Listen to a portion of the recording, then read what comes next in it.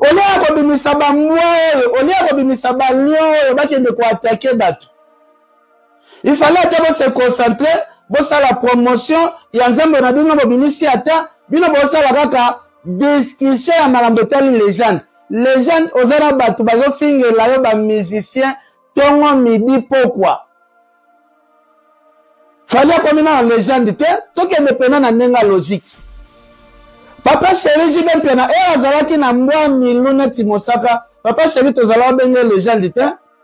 Et Mosaka longo orchestre, Mosaka qui États-Unis, orchestre ya jibe etikali na batunete ba Roger Ngandu. Mbala moko papa chéri to reconnaître qu'il y a légende. Un légende à son agana batute, un légende à takaka. Un est commissaire Zoba. Un est bimisi Jean-Marie Massamba Zoba. Na miso abatu. Non, c'est une légende, Jean. Oh, très bon artiste. Jean-Marie Kassamba, Fali Ipupa est une légende. En quoi est-il une légende? Parce que Mais le Jean-Marie Attal Sibiso que batama bandi tout ene ba maé. So qui a zappé na journaliste.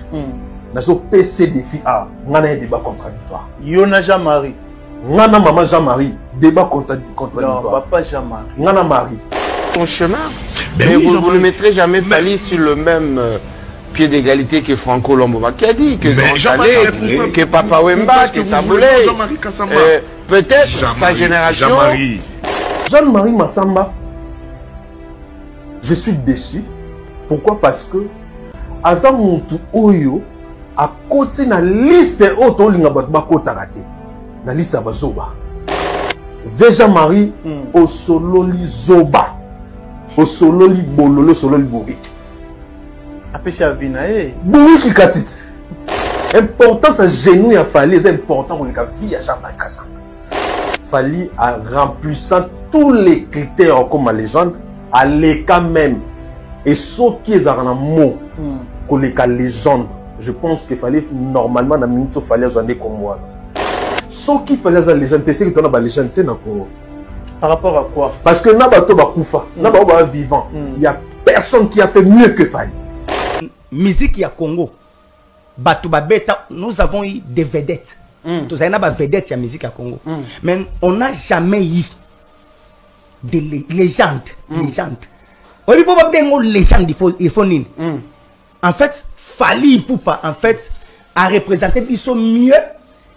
Et puis, ils ont mérité parce que tous les artistes, il y a les bandes qui ont été légende. Déjà, ce que les bandes qui ont francoté. Pour ça, les arobes ils ont showbiz. On comprend. Ce que tu as taboulé, les arobes ils ont miqué. Mais le fallait que Betty fallait que Betty na polo. On comprend. Betty un jeudi en Allemagne. Oh Batouana bazolo baza plus que basalité. Batouana bazaro monnaie la Bercy, Olympia Zénith, bazaro monnaie la Stade des Martyrs. On se comprend l'andri bat. Si ko yebi sangai, ce qui que légende Batou oh batangi wana batikala ozaba légende. Légende ya musique ya Congo en fait. Batou net fallait ba yak après ba siècle. Net fallait actuellement. Donc aujourd'hui on peut dire fallait c'est la seule légende de la musique. Oh to bimisa to Congo eza atikali musicien au Congo na no zoate. OK. Ba musicien na biso légende net ba légende oh wana bazaki ba légende basi. Ko bota ko chaba zemi. Légende mususu bino bobengaka Kofi abetaka mwasi na Kenya akota kasho. Fallait na beta mwasi te. Tout ça compte. Bah ça les ont compté bah chanson en or. Ils ont compté bah Mayday, bah nourrisson, bah la guerre, bah sans pitié. Et ça va chef d'œuvre. D'accord. Bah trophée. Toi l'homme on a qu'à dire à Koufi. Elle Andri. Azul disque d'or export hors France. Donc au Tekina Libanda en France. Mais fallait pour pas Azul disque d'or. Zembu ya les Didi. Ne fût-ce que quand son est là beaucoup qui fallait la mouté maman lambi via à Koufaki. D'accord. Ce que moi je peux dire de la notion de légende. D'abord, la notion de légende s'applique à des vivants. La notion de légende s'applique à des êtres vivants, à des personnes qui sont vivantes. Voilà pourquoi on parle de légende vivante. Les morts, eux, qui ont été des légendes, qui ont été reconnus des légendes à leur époque par leur père, pour les critères que je vais énumérer ci-bas, eux sont des mythes. Ils entrent dans la mythologie. Ils relèvent de la mythologie. Lorsqu'on parle de légendes, Bakisaka, légende vivante. Et dans ce cas-là, le L prend Eza na majuscule. On a professeur, hein, professeur Yazakari Baba sur le réseau, a appelé sa cour, le professeur Théoto Monamikolo. 2 minutes à communiquer avec le professeur Mbanamoko. On dit de quelqu'un qu'il est une légende vivante lorsque, 1, il est célèbre, 2, il est talentueux ou héroïque, et qu'il atteint un certain succès, une certaine notoriété dans un domaine ou un milieu donné, particulièrement dans l'art et le sport, dans la culture, l'art et le sport. La culture ici, j'entends la musique. Particulièrement dans la musique et le sport. C'est là où on relève des légendes vivantes dans le domaine du sport et de la musique. Une légende de cette personne dont le parcours a marqué les esprits et la mémoire collective. Celle à qui on attribue ce qui est dans le domaine du réalisable. Ah, autour de sa stade dit, t'es à Robeta. Donc, Namonté m'a déjà dit dans la foi. Boyebi que non, il y a retour de sa stade, bien, il dit que aussi, bah, boyebi bien déjà. Moutandengwana, qui est dans le domaine du réalisable. Une légende, c'est la personne à laquelle l'opinion populaire reconnaît les actions et les actes et que ces derniers restent gravés dans la mémoire collective. C'est ça une légende. Est-ce que Fally Ipupa, Nekinayo, il y a Bandal, il petit frère à parler, Lelo, Azo mérite de benga légende? Non, non, benga aigle. Ma toute une question. Je réponds. Est-ce qu'Azo mérite de benga légende Lelo? Non, on PC superlatif ni surtout. Vous ne répondez pas à ma question. Nabi, pas PC légende. Non. Mais Nabi, ma question est simple. La question est simple. Bah critère pour benga mutu légende. Yom to bien. Mais habité. Critère, oh yo, il doit tourner la ngana, tu vas benga mutu légende des années. You know benga mutu légende té. Ah! Tu vas benga na. Tangela ngamu na benga légende. Tangela ngai bless bune la benga mutu légende na. T'as boulot benga légende. Na ngala benga mutu té légende. La benga mutu en tout cas kulu tu ngala mukolo ayebi musique ya ko leka bate belé. C'est un grand nom. C'est une figure. Figure emblématique. Maintenant, les gens ne sont pas. Donc, pas non, je vous pose la question. Est-ce que vous reconnaissez que la musique, il y a des légendes qui existent? Il y a des figures emblématiques. Pas des légendes. Merci à répondre. Merci beaucoup. Alors, aujourd'hui, quand même, Ngaï, nous avons la fierté, nous avons l'honneur pour nous Wenge. Ah, Wenge. Bino, Bana Wenge, tu es un bandit, très jeune. Bon, nous récoltons succès, nous avons Moussala Bossala qui très jeune. Ti Bokomi, Obokomi Lelo, tout ça. Parmi vous là, le clan Wenge, tu vois bien la légende par rapport à Moussala Bossali et Lelo Balé qui va hériter quand même fruit. Il y a Moussala Bossala qui. En tout cas, nous avons la fierté en bon Bisso. Bisso, hein? Oui. Clan Wenge. Clan Wenge. En tout cas, ce que dans le monde entier, la rumba congolaise, ils ont reconnu comme patrimoine culturel immatériel à l'UNESCO. Très bien. C'est une figure emblématique. C'est un groupe légendaire, un groupe où ils sont comme à solo. Ils peuvent vendre spiritus. Wengaza. Parmi, hein? Wenge. C'est un Zangisi Wenge. Peser les bébés. Ouais. Ça c'est bien. Mais vous-même, vous façonnez Wenge. Vous n'avez pas niveau de légende. Vous avez invité sur une mission à vendre la légende. Toujours le cannabis, il y a la question. Non, mais la légende. Mais légende. Ah bah. D'accord. Sous cannabis brûle. Est-ce que Aloïs va aller? Non, c'est l'émission. Non, c'est l'émission. Bah, journaliste à Congo, il y a Congo. Bah, il faut critiquer Fally trop. Tu veux dans l'Europe, bah, comme ça Fally. Non, c'est l'émission. Et ça l'arrête. J'aime avec ça, c'est pourquoi. À ce moment-là, Fally à les gens. Bah, les gens des années. Les gens des années. Tout le monde au Portugal. Bah, Cristiano Ronaldo. Le bah, quoi. Bah, les gens. Tu sais, bah, essayer de jouer à la Cana. Bah, fille, bah, déco. Bah, les gens. Cristiano, à l'écart, on a matière à Portugal. Bah, les gars, à Moutou. Hein? Bah, pas surtout, bah, c'est musique bien. Oui. Bah, on fait ça, bah, ça y est monté. Hein? Bah, c'est les requêtes. Non, c'est l'émission. Non, c'est l'émission. Ça veut dire que ça m'a fallu. Il m'a fallu. Fallait la légende. Hein? L'homme Cristiano de Portugal, c'est que c'est Cristiano Ronaldo. C'est ma vie à Samba. Et ça dit que c'est bureau. Tu vois, ma 80 qui est le cœur. Tu sais, ma fille pour la déco. Ma grand joueur. Parce que c'est la légende de Portugal. Le Cristiano a les camarades. Le Cristiano, les gens de la Portugal. Les gens de la Portugal. Pas les camarades, pourquoi? Pas les camarades, pourquoi? Ma Pélé, ma Maradona, ma c'est pas combien de ballons d'or. L'autre Messi combien de ballons d'or. Tu sais combien de ballons d'or, les camarades. Mais dans le basket, on les camarades.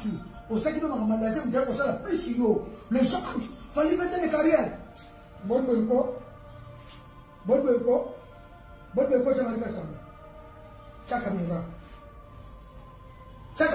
na Congo moto wa comparer na ye azalité bandeko tozongela lisolo ya légende. Est-ce que fallait pour pas bozali ko contester maloba ya Jean-Marie que Jean-Marie bokomi ko traiter na tous les sens des mots? Est-ce que légende ya musique ya mboka na biso akoki koza na tout autour na ye akoki koza na batu neti ba Lexi Wet légendaire ya musique aza na batu biro neti ba Lexi Wet boyoka nano tokende po bo comprendre que fallait aza légendaire te po légendaire aza moto oyo batu ya boye bakoki kozala pembeni na ye te nano akomi légendaire te boyoka. Donc bandeko na ngai batu baza wana orchestre mobimba ezali wana batia bataillon batia babataillon batia balion ya kuatakaka batu na bamedia.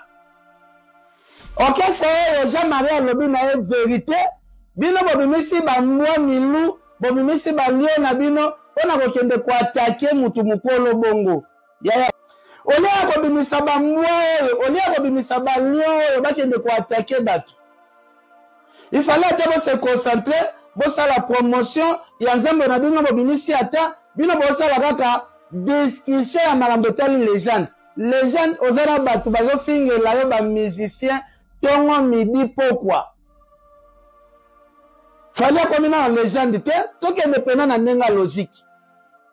Papa chéri jibe pena azalaki na mbwa milu neti mosaka papa chéri tozala benge légende te mosaka longo orchestre mokaka ki États-Unis orchestre ya jibe etikali na batu neti ba Roger Ngandu mbala moko papa chéri toyo reconnaître ki aza légende. Un légende asonaka na batu te un légende atakaka batu te un légende abangaka batu te lelo légende na bino oyo bokumisa fali légende oyo bino bozali kokumisa fali azobanga voir nani Robino Mundibu ndenge azotia libaya bozobangisa ye légende kaka oyo bino booloba fali aza légende na Congo muta légende kaka fali azobanga Robino Mundibu ke Robino soki abeti concert na poto esali plein azobanga ke robende makambo akobende lupemba. Est-ce que wana pena nde tokoloba Jean-Marie aza na raison te na makambo alobaki? Donc légende azobanga Robino Mundibu botala bambwa ya mutu oyo bozobenga légende botala ceinture ya bambwa na ye boyoka lisusu mbwa yango aye lisusu mbwa yango aye lisusu mona yo na makambo na biso tokoteto moko foto na biso sikoyo bolingi bolakisa biso ke bato ya boyende badefendre ke Jean-Marie akosi bakomi na niveau ti ya kofinga Jean-Marie na niveau ya comportement ya boye bato ya boyende baza tout autour ya ceinture ya fali oh tu basala ezaka balepase ndenge biso tozalaki na fali wana fali azalaki légende te azalaki légende te parce que biso tozalaki wana tozososola bato ya ozala légende nde nini tozali kokontinue kososola koignore kokritike baalbum ya bato fali azalaki légende te olie makambo wana bastope na niveau fali akomi bastope bango bazokontinue kozala na bambwaya na bango na balio basie milu baokontinue. Donc fallait kotikala kobenga ma légende plus jamais tant que bambwa ya boye bazakaka. J'ai suivi encore une fois Yves Bouya sur Télé 50 dire que Fally Ipupa est une légende. En réaction, Jean-Marie Kassamba refuse le fait que Fally est une légende. Et lui, il a ses propres critériums de qui peut être légende, qui ne peut pas l'être. D'abord, dans un premier temps, Kobenga mutu légende et comment mate que non, ils ont des critères universels pour pas comme ça mutu légende. Non, et comment mate que non, et comment na mokili na livre moko ya histoire na ndenga science que voilà des critères où mutu faut franchir, ba étape il faut franchir pour comme légende. Exacté. Mais ba benga mutu légende par rapport à un exploit naïe à sali dans un domaine songolo pakala. Par rapport à parcours, par rapport à ancienneté naïe dans un secteur de la vie, dans un domaine. Des éléments des éléments empiriques. Oh, ça là qui va bien à légende. Par exemple, pour le cas de Fally Ipupa, c'est un jeune, qui carrière naïe, na bandal, à Sali, Mekako Kendewenge. Après, il est allé chez Kofi Olomide. Après Kofi Olomide, a bandi carrière en solo. Et à Sali Banzembo Ebele, l'album Ebele. Au-delà du fait qu'il a un répertoire à Banzembo, aujourd'hui incontestable, Fally Ipupa a enchaîné des spectacles dans la salle Yaminene à travers le monde. Non seulement qu'il a enchaîné des spectacles Yaminene à travers le monde, mais il a aussi gagné plusieurs distinctions individuelles. Oh, bah, ben, bah, récompense individuelle. Bah, trophée. Il a même un disque d'or. Non seulement ça, mais il est le seul musicien congolais à avoir réalisé beaucoup plus de featuring, de collaborations avec d'autres artistes des autres pays. Jean-Marie, également dans le dernier plateau de Club 50, oui, on vous taxe d'avoir des propos assez dénigrants vis-à-vis des stars de la musique, notamment l'artiste Fally Ipupa. Les Warriors ne sont pas contents, ils s'enflamment dans les réseaux sociaux, oui. Non, Fally Ipupa d'abord, c'est mon jeune frère que j'aime beaucoup, qui a beaucoup de talent. Moi, je l'ai vu, j'ai la chance de le voir évoluer. Quand ils sont arrivés à Paris avec Kofi Olomide à l'époque, il était jeune chanteur, il dansait bien. Il m'appelle toujours jusqu'à aujourd'hui mon vieux, tout ça. Non, moi je suis le premier à avoir dit, et je l'ai dit toujours, que Fally Ipupa a fait une carrière exceptionnelle par rapport à son âge, par rapport au contexte, etc. Mais il ne faut pas confondre les termes.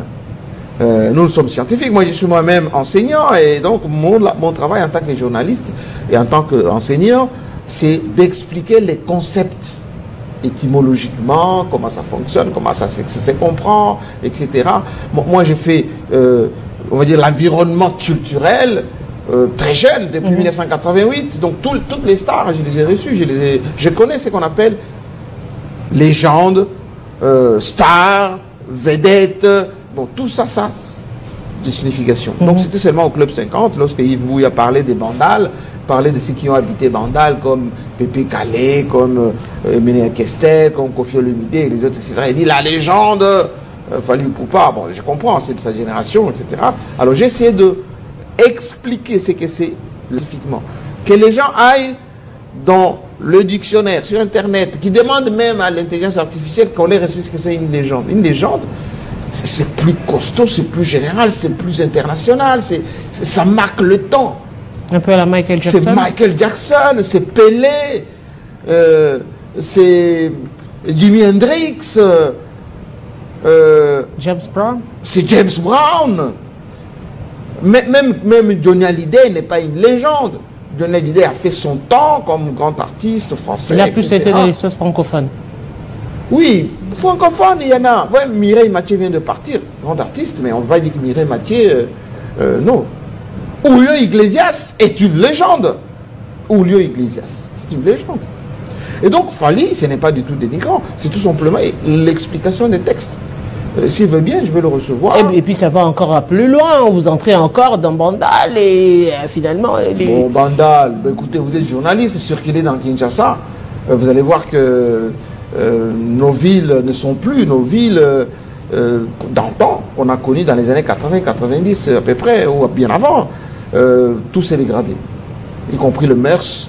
Et nous sommes observateurs de la société, nous devons expliquer les choses telles qu'elles sont pour que les officiels, les dirigeants corrigent.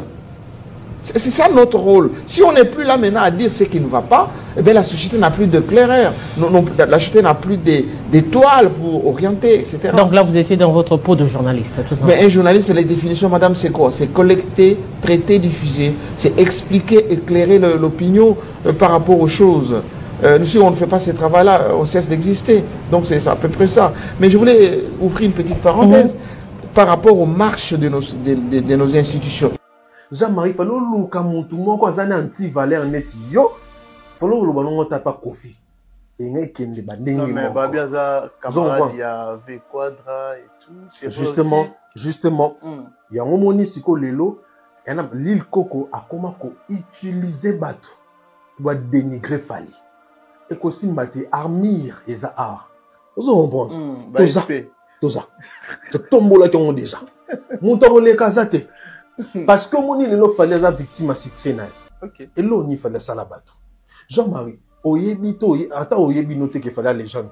Mais yokano talaka mambo moi ce qui oyebi définition mon légende. Pour définir fallait bien qu'à légende. Ta maman ça là. Ta maman ça là que c'est l'artiste est bosso. On a bêti ça là 40 000 places parce que et là comme ça le Kofi les gens est Bercy. Ah, mais ma Bercy. Parce qu'il fallait s'en coller qu'à Bercy. Et puis, il a fait beaucoup de salles que Kofi dans Europe. Talaka mamba fallait ça là. Talaba trophée zoka. Talaba récompense en joie. C'est alors que Olbaredon a Joe Azan légende. Sans pour autant même que Otala définition y a mon légende. Elle est commissaire Zoba. Elle est bimisi Jean-Marie Massamba Zoba. Nami Sabat. Franchement, normalement, il y a des mabo, mon père s'en passe. Mais mambo le bâti faut boyer roloba. Pourquoi vous remettez au finger président Jean-Marie Kassamba? Alors bien le roi bête a fingi pe artiste moroté. Alors bien car nan nous fali a sali oyo ba kofi ba salite ba kofi ba luambo ba salate. Mais si faut pas payer chance ba payer ba la pesa rokoma. Mais fingi te bino boko melango problème.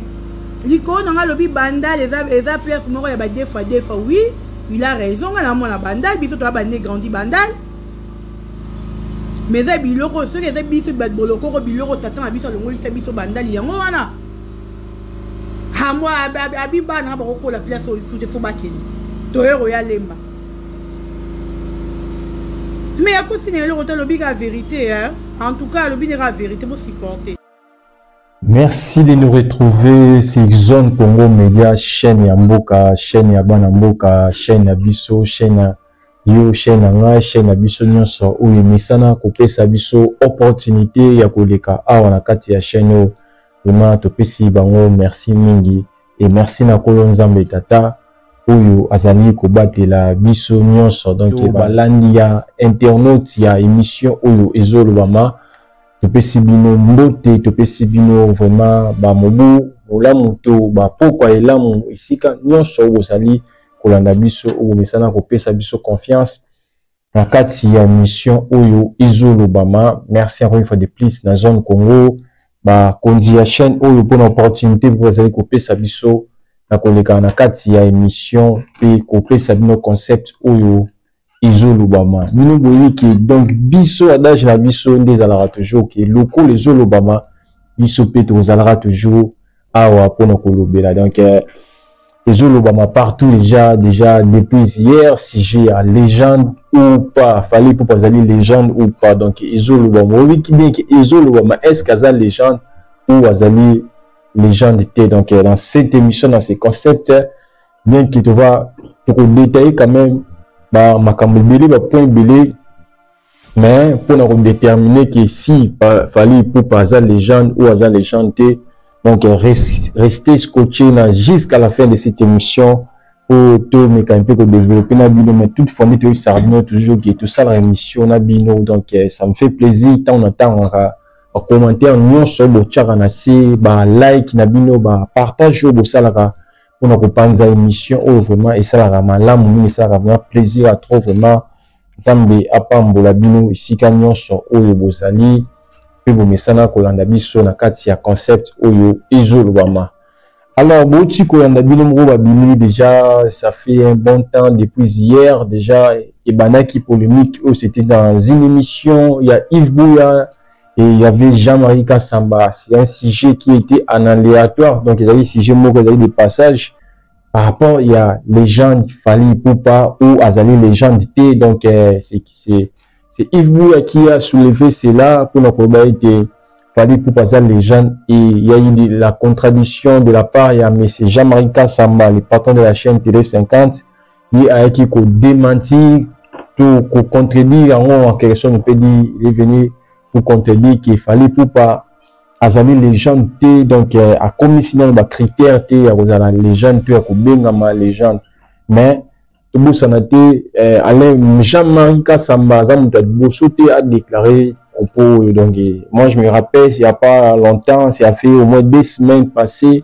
c'était Maniké de John qui était la première personne à dire ça haut et fort qu'il fallait pas nanu a commis légende te parce que asalina ne ba preuve te azana Ranzela maintenant nous a commis les gens par rapport à ni à temps à carrière naïe. Donc c'est très tôt de l'appeler légende qui va propos tenus par Maniké de John, mais sauf que ça là qui vraiment base standing déclaration il y a Jean-Marie Kassamba lelo et sali base p ezali kolobama mokili mobimba. Alors que surtout Baksalisu nini na ngambo na biso parce que tout est déjà dit. Donc la définition de gauche à droite, le dictionnaire na ba source ba dictionnaire zo banate météo que na dictionnaire le bible te sur dictionnaire la rouge to ba Robert te baté la définition oyo bima oyo ezo tarapi. Donc dans notre côté aussi prochain rendez-vous to ya pe na la définition de mission to koluka na la recherche na biso pour déterminer quand même c'est quoi une légende na domaine mot quelconque. Donc voilà un peu tout ce qui bino bolanda bino moko bolandi mutambuka zoya na définition ya légende na ndinga zo comprendre légende na to explication na azali kopé ça par rapport ya kozala légende. Donc c'est à vous de juger aussi, c'est à vous aussi de nous donner vos points de vue concernant la dictionnaire na la définition ozo au bino bozana ngo na ba étude bosala na ba domaine nyonso bosala botangela ki boyebi nini oyo azali légende. Donc vous la biso dans les commentaires dans la définition et ça la biso malamu toujours peut savoir oyo et outil pas la blonde to ça toujours que mission oyo za biso nyonso za yo na ngai. Donc tout ça la analyse awa biso na bino ensemble. Donc et par cela donc après ba déclaration oyo ya Jean-Marie Kassamba bilimo boyebi kaka et constant surtout que ça les akaka c'est fort et regrettable des gens tout le monde qui quand il a fallu pour pas quand on dit quand il fallait pour passer, ce sont les gens qui sont reconnus na F victime ou des alibes engagés bango ndakisa Kisinjora ndakisa Alexis Wichi, ce sont bato oyo bazalaka na F victime basalaka na F victime. Donc ceux qui bayi na liloba les gens bato monaka bango tant bazana ba liloba ya Fally baza monoko ya Fally donc bayaka koloba Fally. Donc et ça part des injures, ça part des insultes. Donc comme d'habitude, toujours, ces jeunes garçons, ces jeunes hommes, qui ont perdu un peu sens de humanisme, autant dans la vie. Je peux donner aussi des points de vue, ça peut partager point de vue na yo ou dégager o ezana cerveau na yo o lokola Zarana Jomo préféré dans moi à l'école moi natanga na kala ça bongo tout doit sortir là bongo na yo de fait dégager quoi. Voilà, on m'a appris que Akoufa qui donc il perd son âme vraiment. Il faut dégager aujourd'hui na bongo na yo donc yo aujourd'hui penser na mutu na yo tu dois dégager cela. Donc NJ eza arme ba faible. Quand tu passes déjà à la télé pour injurier papa loko la Jamaïca Sambaboué ou Akouzala, peut-être aussi Akouzala Kobota, ou Soga Botegi à jeune âge, donc Akouzala parents na yo, Akouzala papa na yo, oncle na yo, tout le monde na yo, mais tu passes déjà à la télé pour l'insulter, au lieu de ça, point de vue na yo contradictoire, na point de vue na yo, oh yo a ça qui yo yaka na point de vue na yo, yo pesa point de vue na yo, oh yo, ekolakisa, ekobima contrairement na oyo. Jamaïca Samba lobaki biso to ndima ete oui makambo yo lobi eza ya solo mais tant yo déjà yé au bandit déjà na ba insulte bandit déjà na ba injure voilà au prononcer que Jamaïca Samba za anti-valeur alors que vrai anti-valeur na mutazo finga na muta PC point de vue na ye na ndazali anti-valeur ya solo. Donc quand vous dégagez des histoires, quand vous parlez des histoires sans tenir que vous maintenir à propos na binote scandaleux éviter toujours qu'il ne va pas dans monde où na mboka na biso komika na somuto a pesi point de vue na ye donc il aura bosso yaka insulte et aura bosso yaka inji de développer mentalité monto développer culture moko boya ko finga facilement na réseaux sociaux et ko finga facilement na ba internet ça malamu te parce que même dans cas internet les sous ko finga ça toujours inji ils ont toujours l'issue. Donc voilà un peu donc ça point de vue alors il mot peut comme ça donc quand tu te mets déjà au lieu de la télévision mani ko finga mutu lokwa Jamaïca Samba ou azali peut-être les conduits à famille nae azali na ba parents azali na ba famille nae peut-être même dans sa maison il y a des gens qui soutiennent ton artiste préféré, ton artiste entre autres famille pour pas il y a une famille à Jamaïca Samba Obimba ba warrior bazate. Est-ce que la famille à Jamaïca Samba y a que des Gaulois? Peut-être même la famille à Jamaïca Samba en majorité ce sont des warriors. Mais quand tu passes déjà on dit au film mais ça va créer quoi? Na bateau bazo mon a été conduit à famille na biso bazo film par rapport à propos na o atenaki. Les mêmes warriors là, vous ne pensez pas qu'ils vont se rebeller contre vous? Voilà pourquoi tout le monde a été entourage des musiciens, il faut qu'ils racontent nani ou beaucoup proche d'Abino. Des gens comme ça, ils passent à la télé pour insulter, injurier facilement. Donc ils ont un langage, un injure facile à faire à tout le monde, n'importe qui, n'importe comment, parce qu'il y a beaucoup de biso itambolaka, atasali art moko ya mabe, bakokangaye, bakosala une intervention, puis quelques jours, 3 jours au bima. Voilà un peu ici que je me biso to perdre même la valeur na biso. Bato oyo bazali na famille ya Jamaïca Samba, tant bozo finga bango déjà, bozo baté que déjà bozo créer révolution kati na bango ke bakoma ba Gaulois, bakoma ba spiritas parce que bozo tenir compte il y a ben J public oyo bozali ko sala contre ba parents na bango. Donc voilà.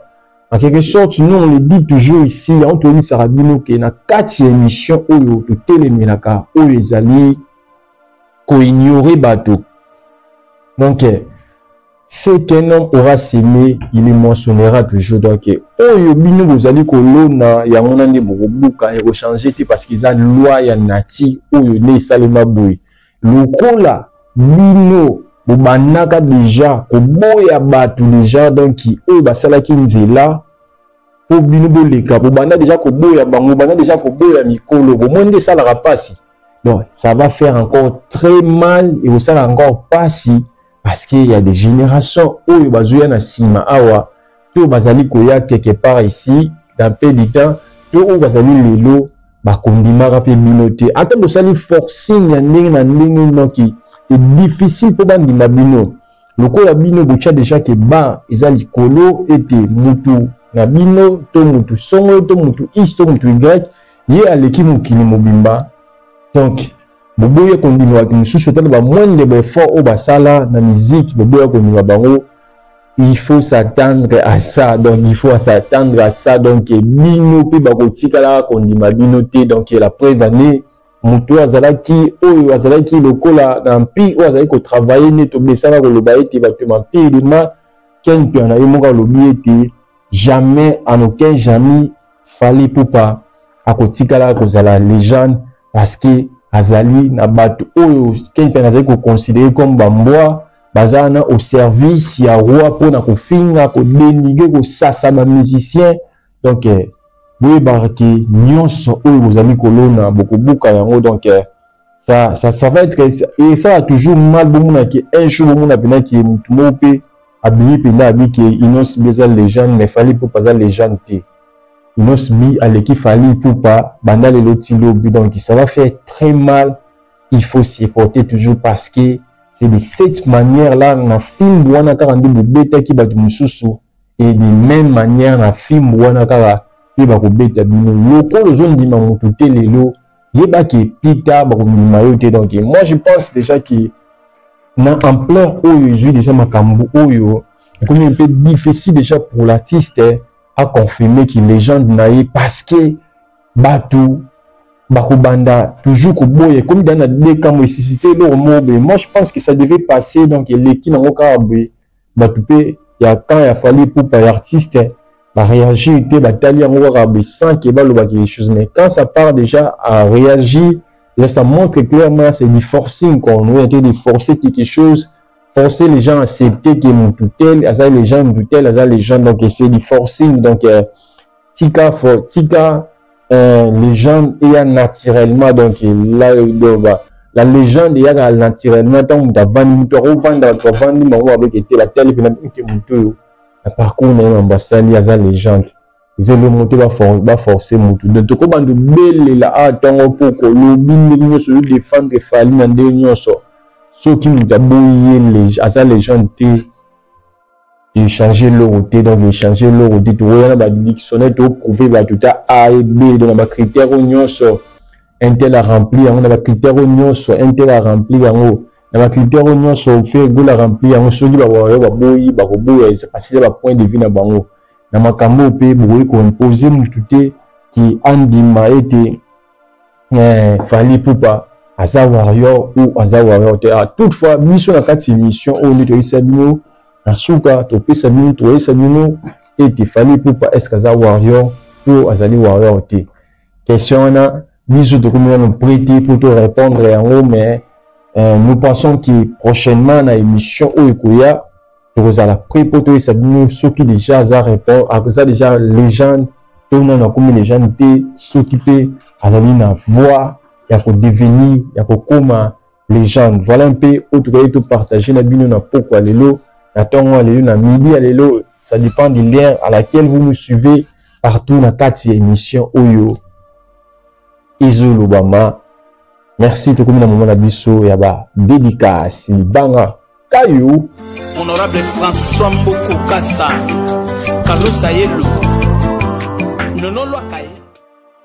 Merci vous avez belé bolanda biso na émission passée à archive Irène Mamboni, Jérôme Mimbi, Kade Kusanza, oui, Meda Kiminu, Franck Ojele, Jad Kimia, Gaspard Moulassi, Sanité, Francis Kouva, et Patricia Edouard encore et toujours, Tando Sébastien, donc merci na Wilson Tungu, et Timba Waludi, Blair Moudimisi, Yannick Seta, et ainsi que Janou Djouma, Jim Bobe champion, encore et toujours, Guilou Membo, Joseph Wassenga, merci mon frère pour notre encouragement na yo, Lolola et Alaba Congo, merci, vous avez belé vraiment, Bolanda émission, l'émission passée, nettoyez ça, toujours émission Zanabino. Donc, tu as biso déjà, j'aime na yo, nous autres à la biso, et tu as commandé, ça ce point de vue na yo, par rapport à l'émission, puis analyse automatique un peu pour ça là, et partager l'émission s'il faut, ekosunga biso to atteindre bato mosusu oyo baza na possibilité te tan oyo bato nyonso peut découvrir biso te na kati émission oyo. Donc merci na bino, vraiment bozaki très nombreux à kolanda biso na émission oyo. Pesi bino rendez-vous prochainement pona komeme na bino basango pe ba news na kati ya bandako na bino partout oyo bokoki kozala na misala esika wapi bomesana kolanda biso na émission oyo ezolwama. Nzambe abatela pe apambola biso nyonso. Tokutani na mbala ya nsima. La suite au prochain numéro.